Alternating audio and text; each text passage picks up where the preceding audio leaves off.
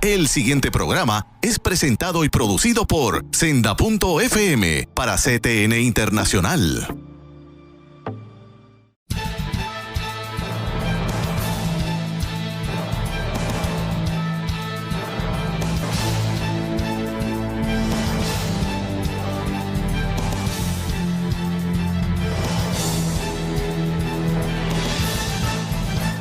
De regreso con ustedes, amigos, otro día, otra semana. Saludos, Alerta Cristiano. Digo de regreso porque esto es un continuo. Es un placer estar con ustedes. Para los que no me conocen, Eduardo García Resach, abogado en la práctica.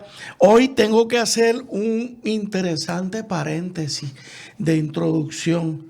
Mi amada esposa está celebrando su cumpleaños. Felicidades. La honro con este programa hoy. Se lo dedicamos el pastor Sullivan y yo. Él le tiene un aprecio enorme a María Esther Ojeda, mi esposa. María Esther, sabes que te amo. Te amamos. Amén. Tantos años que llevamos juntos en matrimonio, disfrutando de las bendiciones que el Señor nos ha dado. Y yo he disfrutado mucho de la bendición. Yo siempre digo que yo duermo con un ángel. La gente se ríe porque es que el Señor, yo creo que uno de los principales objetivos que tuvo el Señor en mostrarme a la dama de la cual me enamoré era que iba a ser mi protectora, iba a ser mi cuidadora, iba a ser, tantas cosas que es mi esposa María Esther en mi vida, y que cada día nos compenetramos más para hacer de dos uno, como quiere nuestro Señor. Así que vaya para ella un abrazo y todo mi amor. Hermano, y ya mencioné al pastor Sullivan porque queremos cerrar el año. Ya la semana que viene, pues no estamos dentro de la programación por la programación especial que tiene el canal. Pero qué mejor que cerrar el año con un programa dedicado a la teología de la Navidad. Y miren cómo vamos a comenzar con la palabra, como siempre lo hacemos. En Juan 1:14, el Verbo se hizo carne y habitó entre nosotros. Gloria a Dios, porque el Verbo se hizo carne y habitó entre nosotros. Pastor Sullivan, bienvenido una vez más. Dios te bendiga, felicidades a todos que nos acompañan. Cómo no, pastor. Y el tema, yo sé que es un tema muy amplio, pero para cerrar el año, pastor, hay unas cosas que a veces con el trajín, el ajoro, la falta de perspectiva que el mundo a veces se mete tanto en nuestras vidas espirituales, que nos hace perder el sentido de la Navidad. Y por eso quisimos tocar con usted el tema de la teología de la Navidad. Y la primera pregunta que le tengo, pastor, es: ¿podemos afirmar con toda certeza que la fe cristiana se centra en nuestra confianza o en nuestra confesión personal de que Jesús es el único Salvador? Sí, el único. Pero déjeme, antes de darle una respuesta más amplia, a seguir con el versículo de Juan 1:14, porque se leyó y el Verbo se hizo carne y habitó esquenosen entre nosotros. Pero Dios, en el sentido de verbo, de logos, siempre ha estado con nosotros.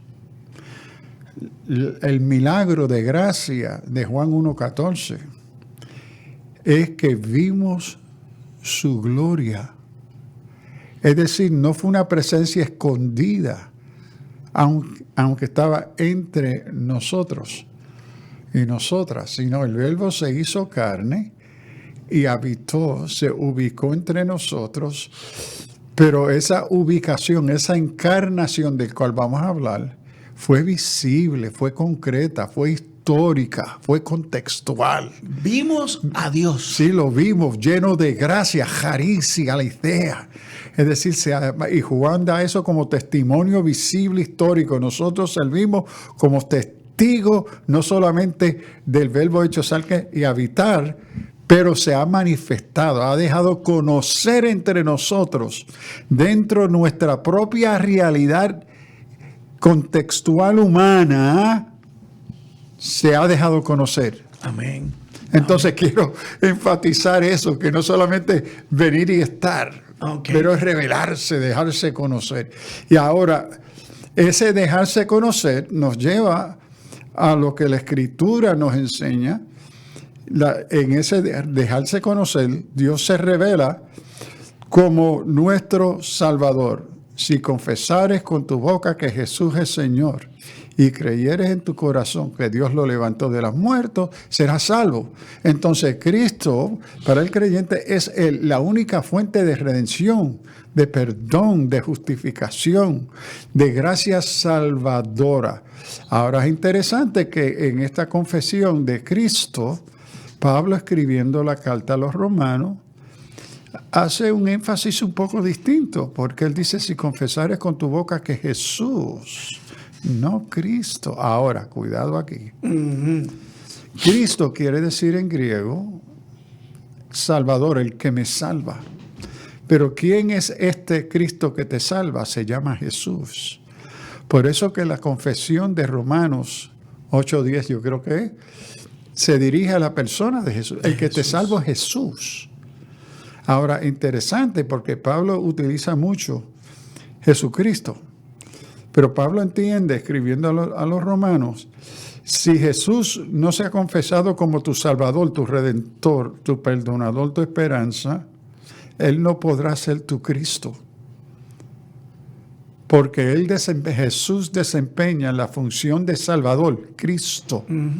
Es dirigido hacia aquellos que le han confesado y le han recibido como su Señor, su amo, su dueño, a quienes ahora ellos pertenecen.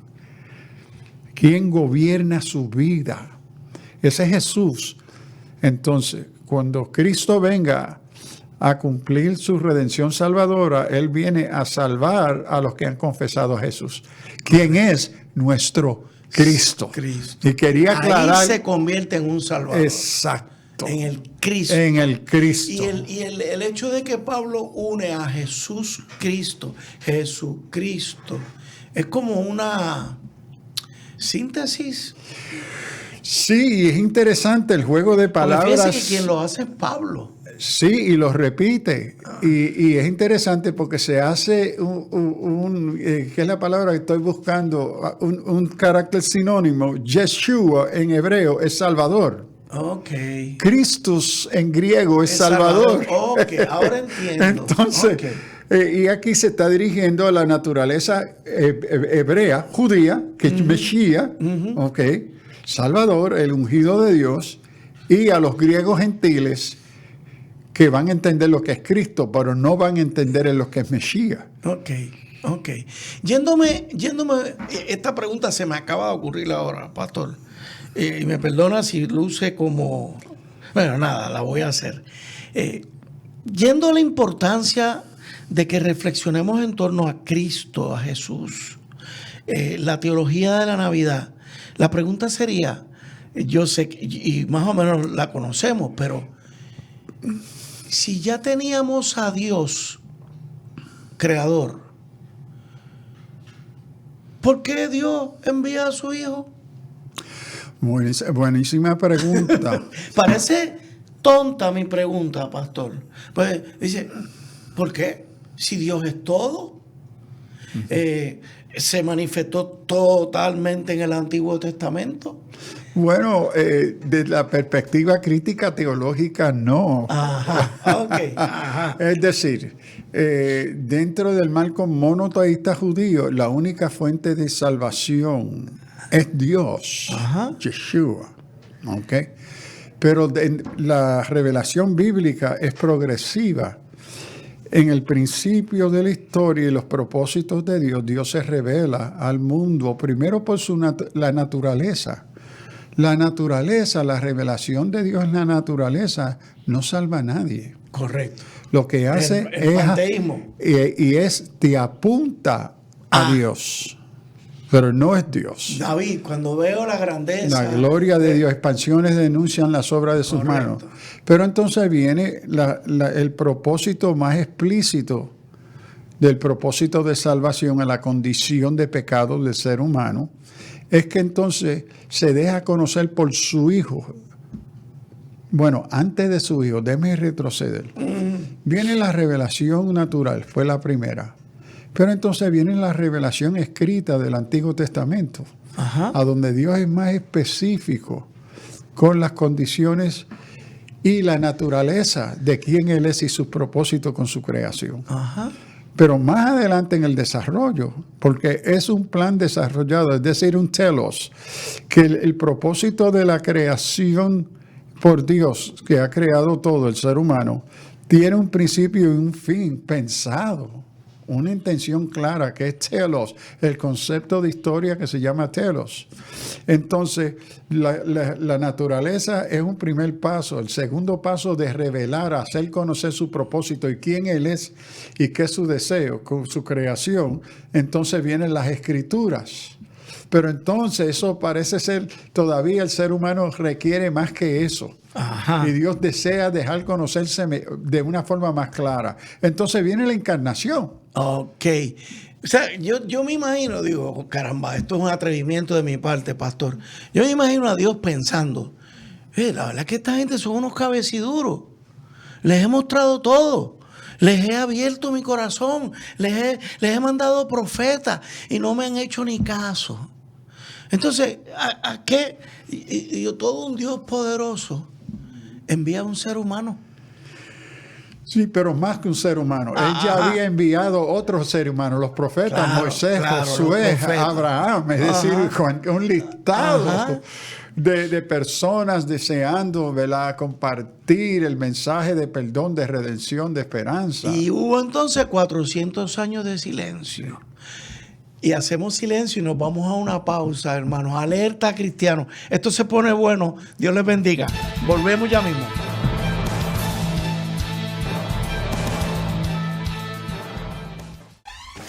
La mayor selección de música cristiana.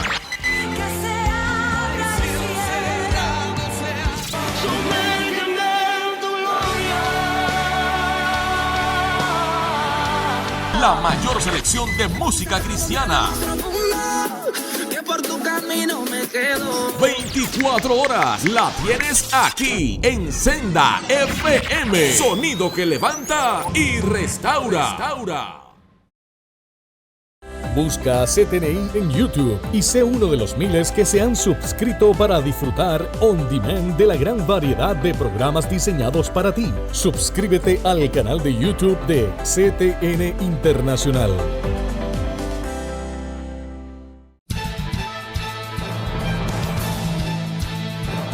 Amigos, aquí tras bastidores, en esas pausas que hacemos, yo me disfruto mucho del pastor Sullivan, porque pues yo sigo tirándole cositas al pastor, retándolo, picando, ¿verdad? Como decimos los boricuas. Pero aquí hay unos aspectos teológicos claves de la importancia de la Navidad.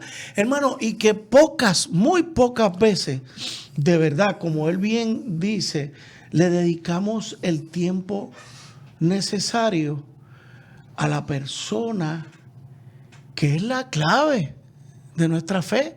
Si yo digo que yo soy cristiano, ¿a quién estoy mencionando? ¿A Cristo? Fíjense, hermano. Si yo digo que yo soy popular, ¿pero a quién estoy mencionando? Al Partido Popular, al PNP, a Proyecto de Dignidad. Pero yo digo que yo soy cristiano y es lo primero en mi vida. ¿De quién estoy hablando? Vamos a esas claves. Pastor, la encarnación del Verbo. Ahí hay tanto. Hábleme de eso. Bueno, las buenas noticias de salvación se inician en el Verbo. Juan 1:1, en el principio era Dios. En el principio era Dios. Y el Verbo, el Logos, estaba con Dios y era Dios. Y ahí la palabra el Logos, Verbo estaba el verbo con es él. Logos y es Dios.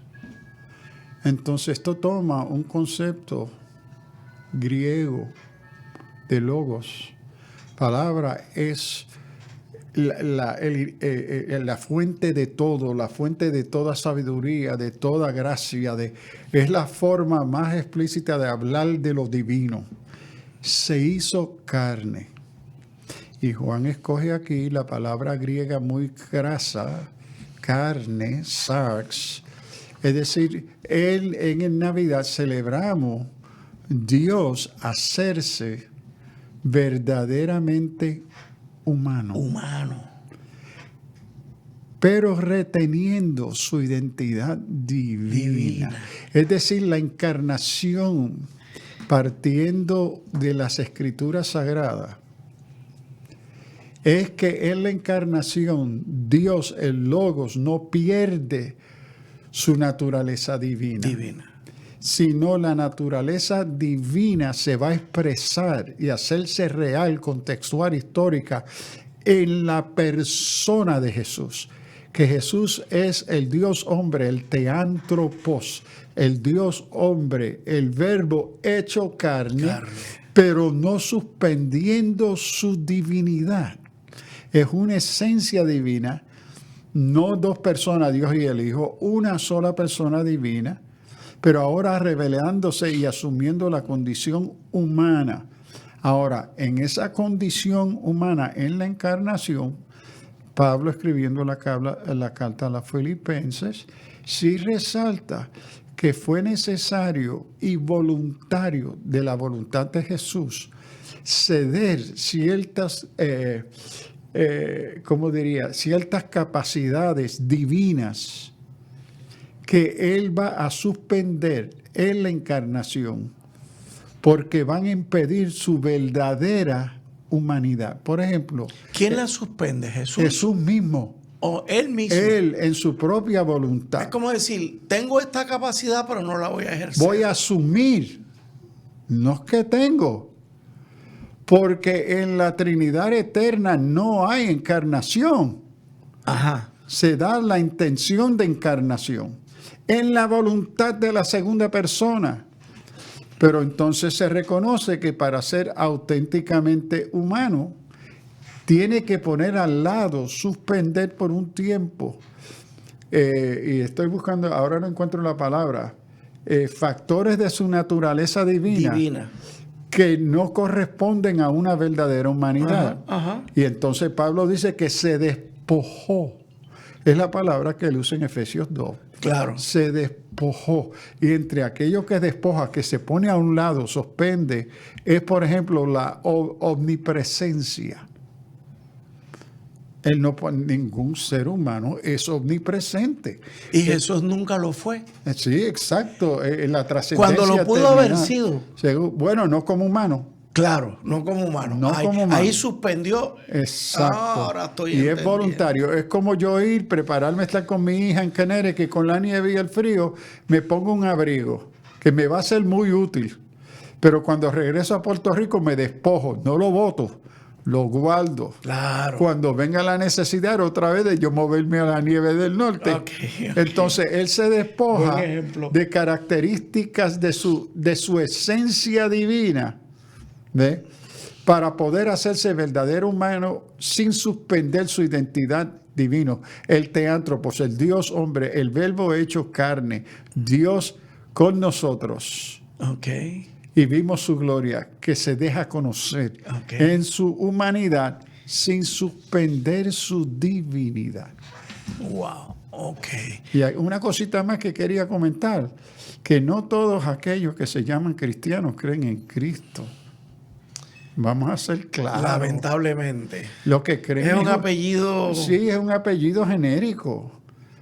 Pero ¿cuántos teólogos que se llaman cristianos, compañeros míos, como teólogos en la academia, lamentablemente, no creen que Jesús es el único Salvador? ¿No creen Usted nos ha que es el Dios ya hecho hombre? Ellos no creen eso, pero se llaman cristianos. Entonces hoy tenemos supuestos teólogos que se llaman cristianos, que no creen en Cristo como su Salvador, ni menos como figura divina. Y de la misma manera que usted me hablaba los otros días, cuando tocamos el conflicto israelí-palestino, Usted nos decía que de todos los judíos hay muy pocos que creen en Dios. El Mesías. Porque lo que practican es una tradición. Y entonces la pregunta que le hago a mis hermanos, ¿nos hemos quedado en la tradición de las Navidades?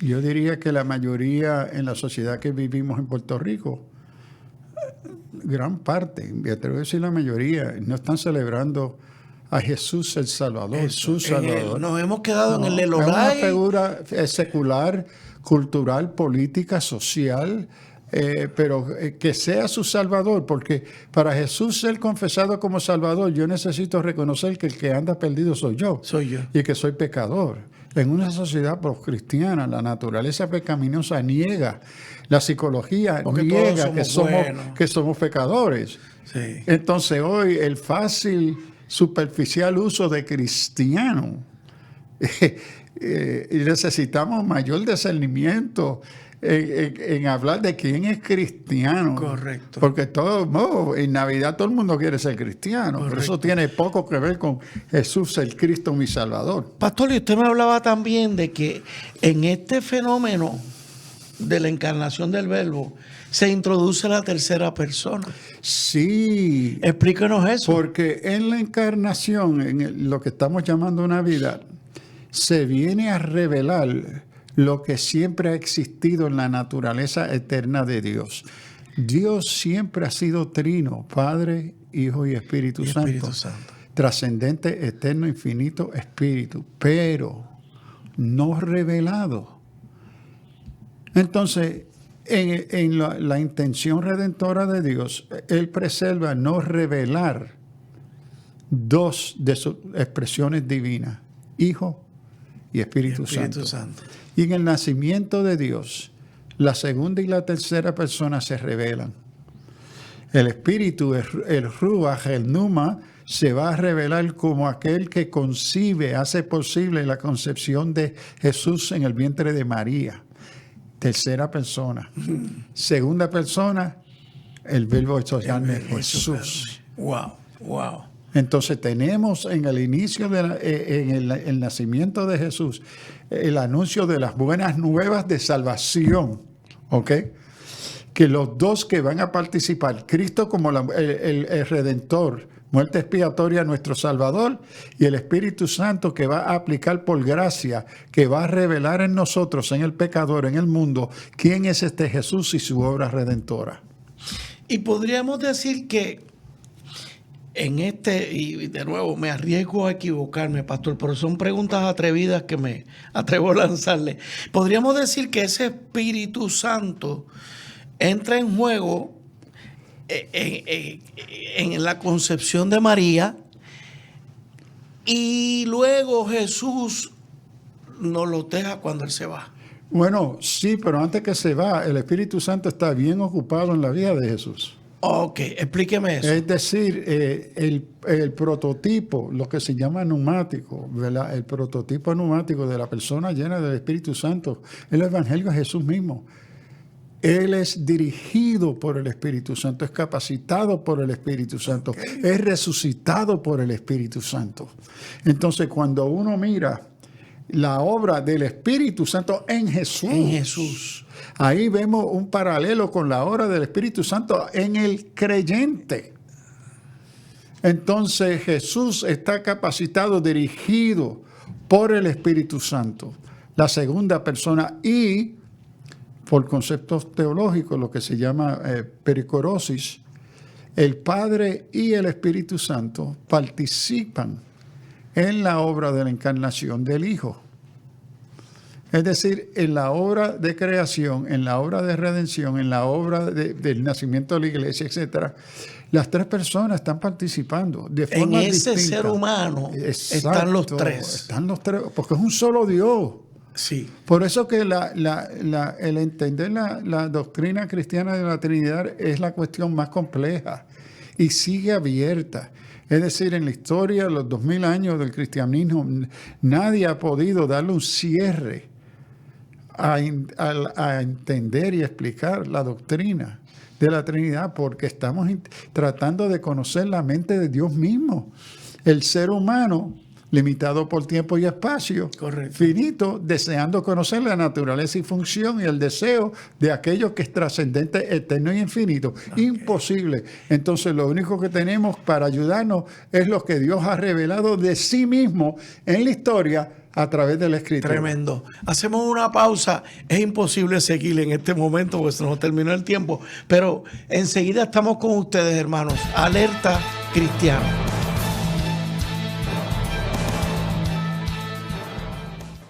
Busca CTNI en YouTube y sé uno de los miles que se han suscrito para disfrutar on demand de la gran variedad de programas diseñados para ti. Suscríbete al canal de YouTube de CTN Internacional. ¿Estás buscando dónde matricular a tu hijo para este año escolar? Te diremos por qué la Academia Yará es la alternativa. La Academia Yará te ofrece la mejor educación para tu hijo, con una facultad de maestros altamente cualificados, educación cristiana, salones con aire acondicionado, bellas artes, deportes, libros y pizarras digitales, desayuno y almuerzo, cuido, asignaciones supervisadas, cancha bajo techo. Para más información, llama a 787-730-5088 o visita la página de Facebook.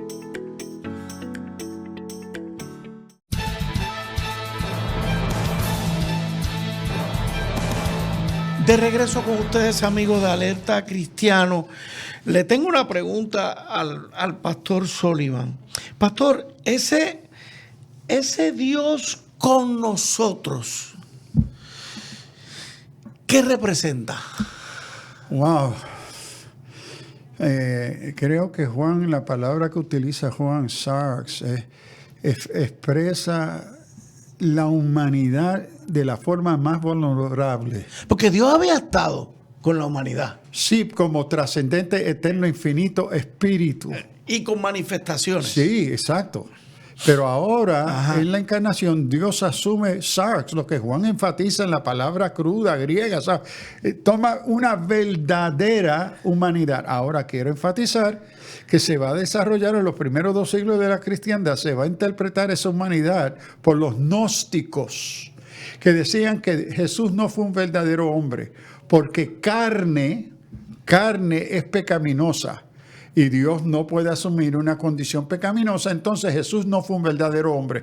La iglesia vino y dice, eso es herejía.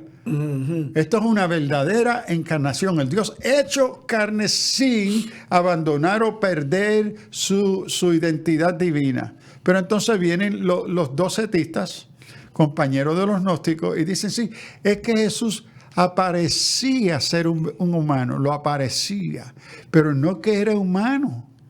Porque ninguna figura divina puede asumir una verdadera humanidad. La iglesia también declaró esa herejía, eso es falso. Entonces, clave de la redención, para Jesús ser el Cristo, el Salvador, tenía que asumir carne, una verdadera condición a donde se identifica, se ubica, se identifica y asume el dolor, la tristeza, la soledad, y sufrir, vivir y participar, la condición que vivimos los seres humanos. En mi condición, con la excepción de pecar. Correcto. Okay. Pero entonces viviendo bajo la realidad existencial del pecador, no siendo pecador, pero conoció el dolor, la tristeza de esa condición. Y en la cruz va a conocer la distancia del pecador, que es distante de Dios. En la cruz, Dios mío, ¿por qué me has desamparado? ¿Por qué has alejado tu vista, tu presencia de mí? Y me voy a arriesgar a otra pregunta, pastor. ¿Ahí no hubo un rompimiento? No. Y ahí, para mí, yo tengo un debate por años con la teología. Como que hubo un no. problemita entre el padre y el hijo. La expresión griega, Dios mío, ¿por qué me has abandonado? ha creado una crisis, para mí como teólogo, una crisis cristológica, soteriológica grave. Porque si el Hijo, el Verbo hecho carne, en su condición de mayor necesidad, el Padre lo abandona, entonces me pregunto, ¿qué tipo de Dios es este que su Hijo, estando en gran necesidad de él, lo abandona? Esa pregunta está por ahí, choreta, pastor. ¿Y qué él hará por mí que no soy su hijo? Entonces, creo, una mala interpretación del uso en el griego. En el griego, como en toda palabra, hay una variedad de usos y matices. El problema viene de la interpretación. Sí, yo creo que la interpretación. Entonces, la interpretación tradicional que se le da es destructiva a la cristología y la naturaleza de la redención y el amor de Dios. Por eso las feministas dicen que Dios es un abusador, abandonó a su hijo, entre otras cosas. Pero entonces hay otra forma que el texto se puede traducir y es que quitó su vista de mí. Una cosa es que, y el ejemplo que doy es cuando mi hijo, nosotros misioneros en Venezuela, un perro de rabies le mordió a mi hijo, entonces tuvo que tomar las 11 vacunas de rabies, que antes era por el ombligo. Y entonces cuando ellos sacan esa aguja para metérsela por el ombligo, yo le tomé la mano a mi hijo, papi, aguántame. Y yo le tomo la mano, pero yo no podía tolerar ver el dolor de esa aguja entrarle por el ombligo. Y que yo hice, quité mi vista. La vista. Pero mi presencia estaba con él. Usted le estaba aguantando la mano. Yo estaba presente, pero no toleraba ver. Porque yo odio las agujas, las inyecciones. Soy un cobarde. Y cuando yo veo que le van a meter eso por el ombligo, entonces eso para mí me ayudó a entender cómo el texto griego veo que no es un abandono. Que Dios está sufriendo con él. El ver a su pero hijo morir. No tolera poner vista sobre esa condición que él tuvo que asumir por amor. Pero está ahí, no abandonó. Correcto. Y en medio de nuestro dolor, nuestra tristeza, nuestra crisis, Dios participa en ese dolor, en ese sufrimiento. Ahora, si hay algún teólogo escuchándome hoy, usted va a comentar, pero doctor Sullivan sabe que la iglesia ha contenido el patropasionismo, a donde Dios no se reconoce que Dios comparte con el ser humano sufrimiento por su naturaleza trascendente, eterna. ¿En serio, pastor? En serio. Ese no es el Dios que yo conozco. Bueno, esa es la postura teológica oficial católica romana, es la postura oficial evangélica protestante, no siente ni padece. Es la postura oficial teológica del protestantismo, del evangelicalismo, del pentecostalismo, etcétera, etcétera. Hasta hoy esa doctrina no ha sido suspendida. Pastor, ¿y quién asume la postura suya? Bueno, entre ellos, usted solito? mentor y amigo Mullman y otros. Y en mis escritos doctorales y en mi libro, yo digo, no, yo creo que la Escritura nos revela un Dios sufriente, uno que participa, y no solamente el Hijo, el Padre. Pastor, usted me va a decir a mí que Dios está viendo al pueblo judío salir de una opresión, que lo tienen acorralado contra el mar, y ese Dios no abre el mar porque no siente ni padece por ese pueblo.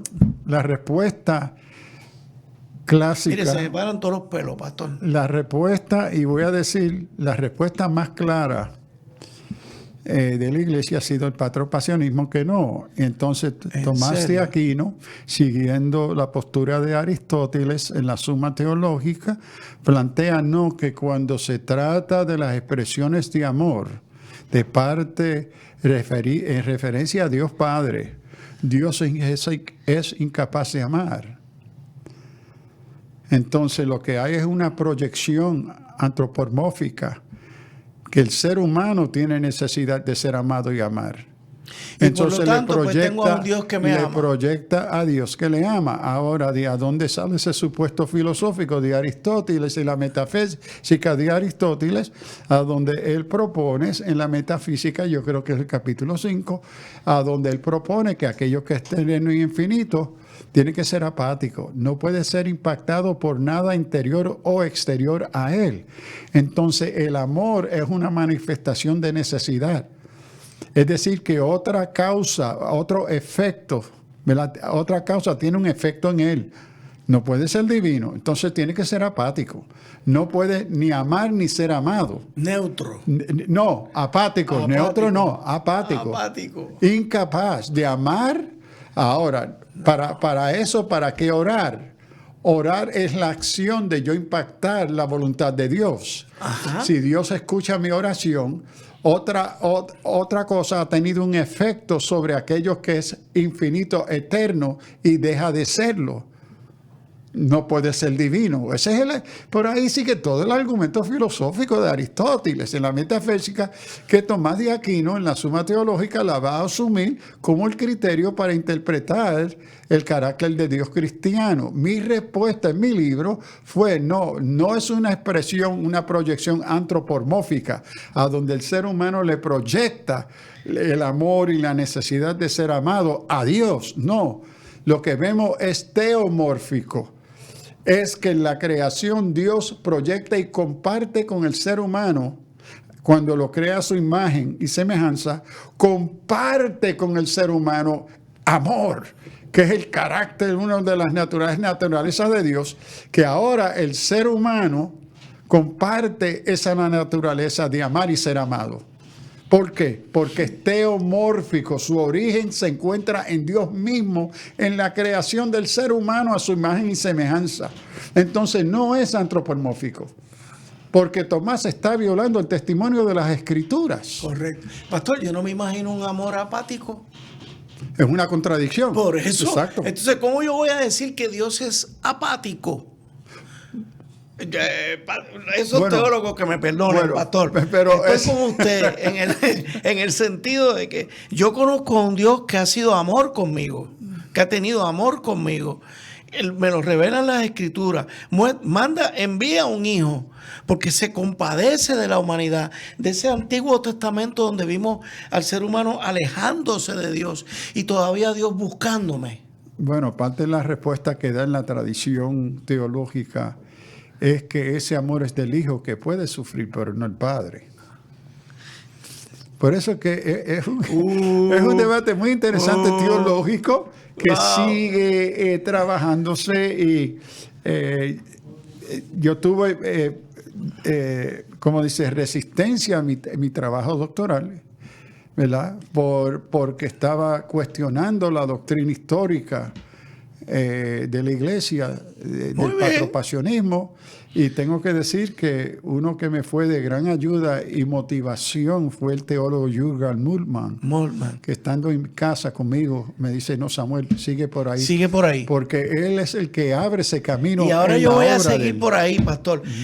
Oren para que el pastor le acaben de publicarlo. Él acaba de publicar su tesis doctoral donde prácticamente está... Ya está publicada hace años, lo que está en el proceso de traducirse al español. Al español. Bendito sea Dios. Un regalo del año que viene, pastor.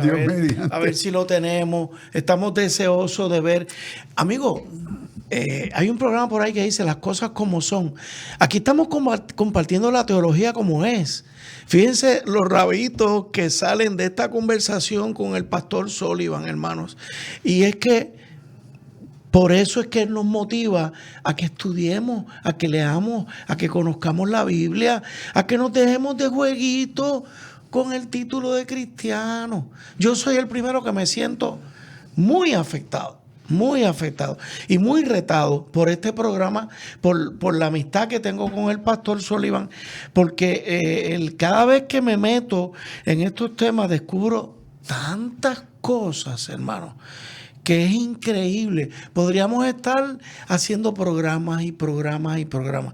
Vamos a hacer una pausa porque tenemos todavía un cuarto segmento que promete muchísimo. Alerta Cristiano.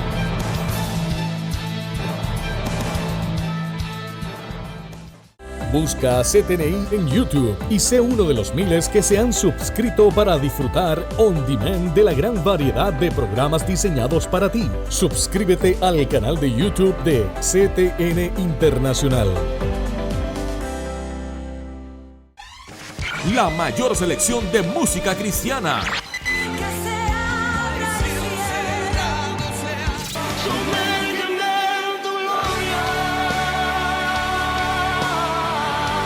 La mayor selección de música cristiana. 24 horas la tienes aquí en Senda FM. Sonido que levanta y restaura.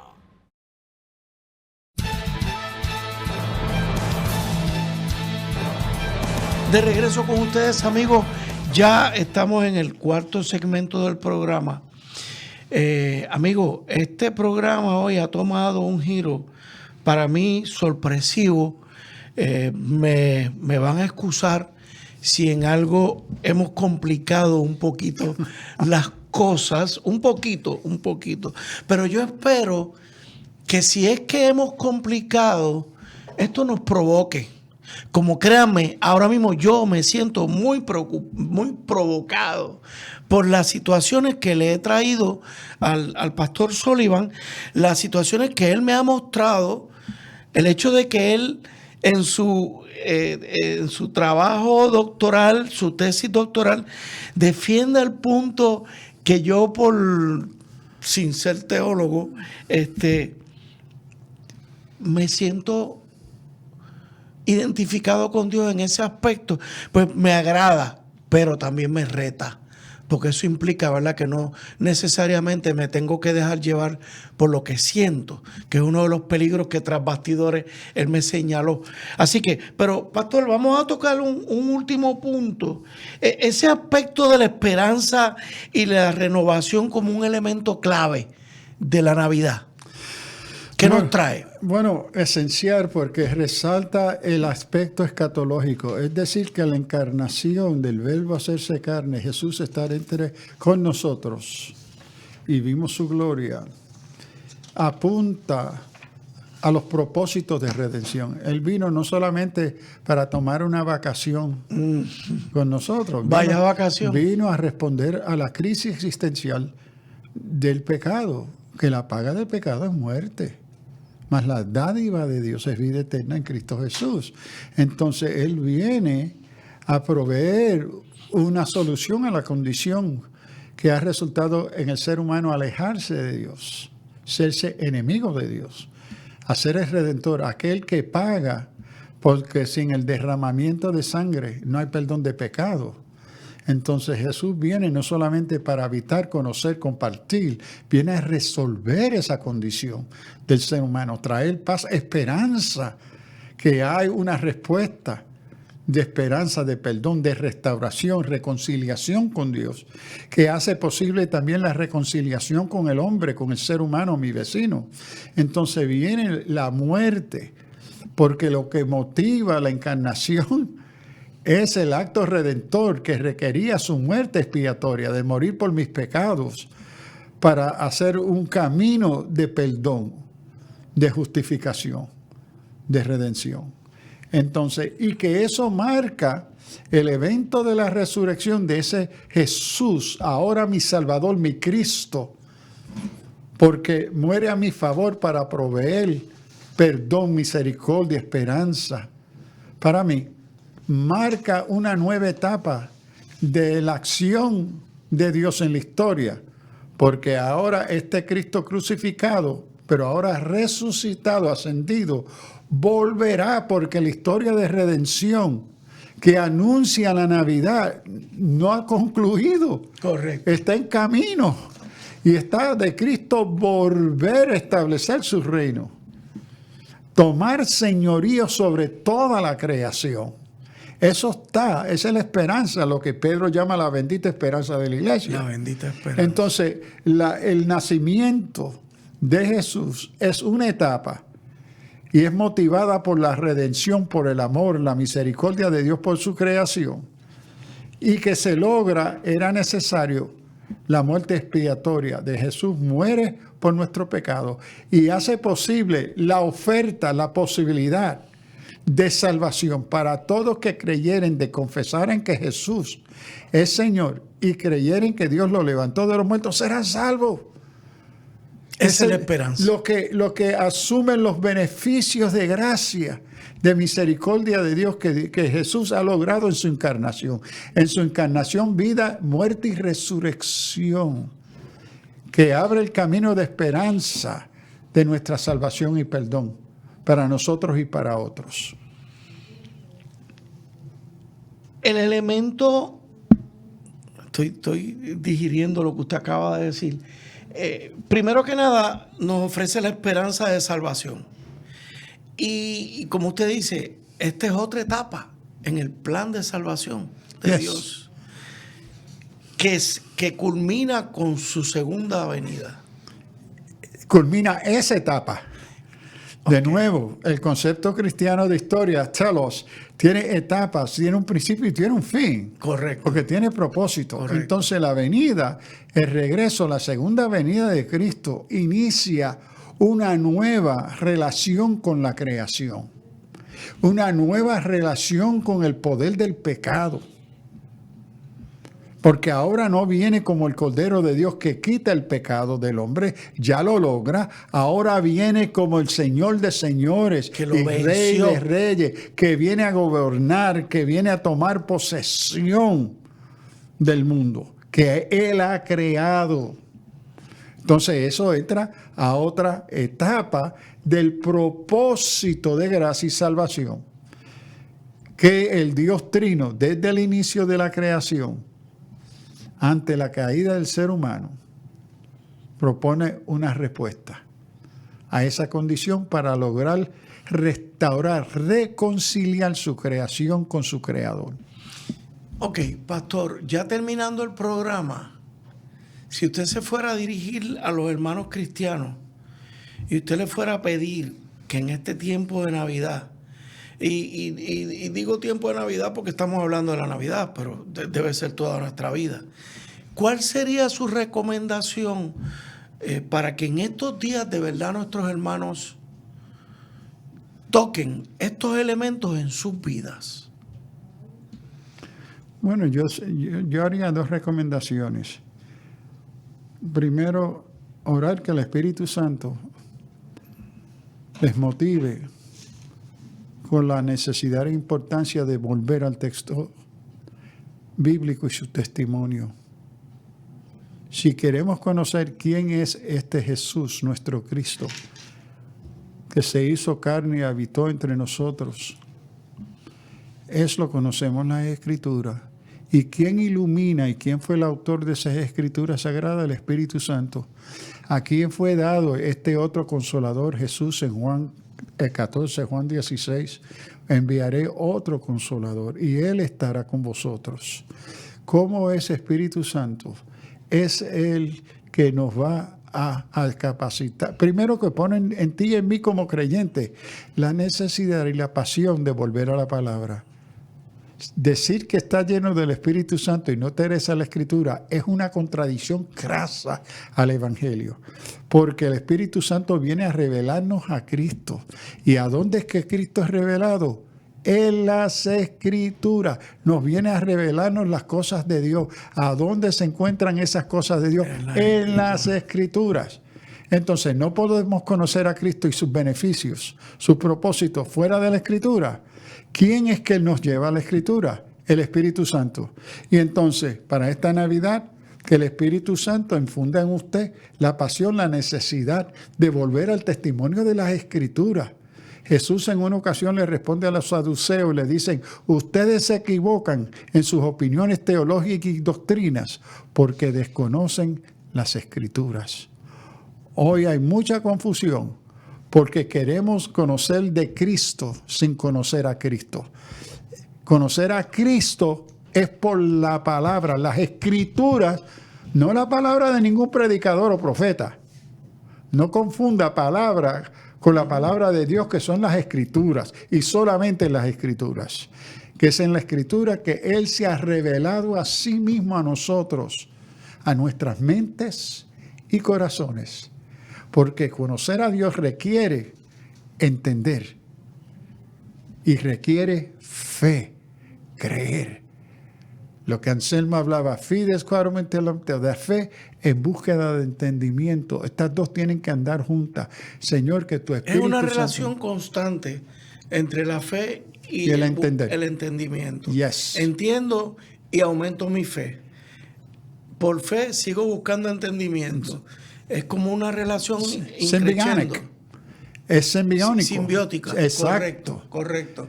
O sea, no se puede separar una cosa de la No. otra. Y en la fe cristiana responsable nunca separa la fe del entender, del conocer.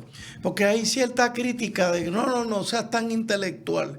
Bueno, intelectual o no, es buscar, es ejercer el entendimiento. Y lo lindo de la obra del Espíritu Santo como un sastre, que el Espíritu Santo capacita tu entender según tu capacidad. Claro. Lo que tú eres capacitado de entender. El asunto es negar que se requiere entender. Él no te llama a ser un filósofo. Yo no me meto en eso. No. Y quizá en el sentido típico, no, es que el Señor no te llamó en eso, pero Él no exige eso, pero me lo exige a mí, porque el Espíritu Santo nos atiende, nos va podando, nos va sanando, según quienes somos.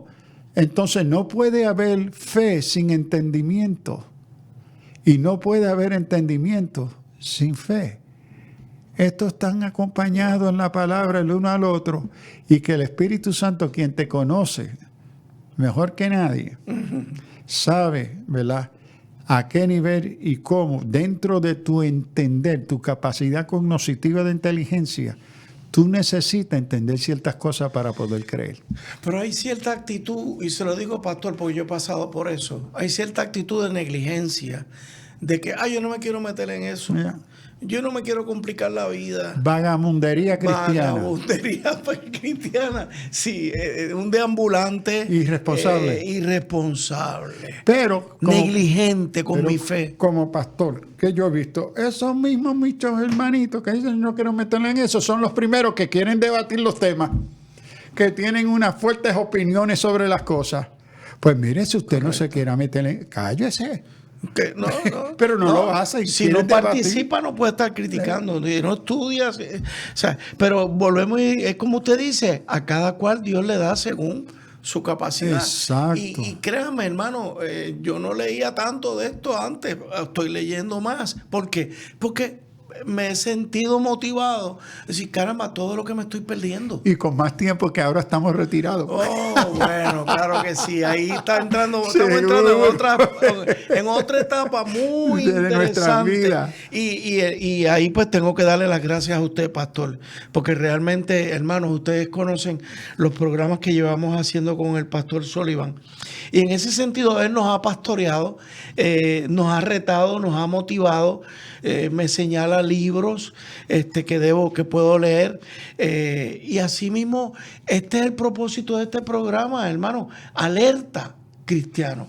El estar alerta no es estar apático. Es todo lo contrario. Es estar pendiente. No solamente de lo negativo o de las cosas que afectan la fe. Es también de las cosas bonitas que nos estamos perdiendo de experimentar. Mire, esto que hablé con el pastor ahorita en el tercer segmento ya me tiene loco en el sentido positivo. Y voy a buscar a Moltmann, a este autor alemán, y él me dice que hay libros de él en español, porque yo tengo uno en inglés y yo hablo inglés, pero una cosa es la teología en inglés. Sí, otra cosa. Pero lo voy a buscar en español. El Cristo crucificado. Yeah, crucified por si Christ. alguno de ustedes, Y el Dios de la esperanza es otra obra. el Dios de la esperanza. Mira eso. Sí. Así que, pastor, de verdad, le deseo una temporada navideña bien feliz. Gracias, igualmente. ¿Qué consejo usted le da a los hermanos pastores también? Vamos a salpicarlos a ellos también. Sí, yo creo es que en este nuevo año, cómo volver a la palabra, cómo identificar pensadores de la fe cristianos serios y que creen en la palabra. Sí. Ve que el Señor ha dado maestros a la iglesia. Entonces, volver a la prioridad de la palabra en la vida de la iglesia. Sí, el motivar en las predicaciones que la gente siga estudiando la Biblia, siga creciendo. Como prioridad Correcto. en la vida del creyente. Porque Es que si no desconocer la conocemos- Escritura es desconocer a Cristo. Correcto, correcto. Así que, hermanos, mi deseo que esta Navidad para ustedes sea realmente que el Cristo vuelva a nacer en cada uno de nosotros. Leía una reflexión los otros días que decía, hombre, el pastor Stanley decía, la primera vez que Jesús vino apenas encontró posada, pero la próxima vez que venga el mundo entero no va a poder sostener su gloria. Así que esa gloria, amigos, me hago eco de ese pensamiento, que esa gloria se manifiesta en cada uno de nosotros, que de verdad celebremos la Navidad con el sentido correcto, ese Cristo, ese Dios encarnado que encarne en nosotros, que esté con nosotros y que nos acompañe. Muchas felicidades, hermanos. Que Dios les bendiga. Alerta Cristiano. Dios le bendiga. Paz. El pasado programa fue presentado y producido por Senda.fm para CTN Internacional.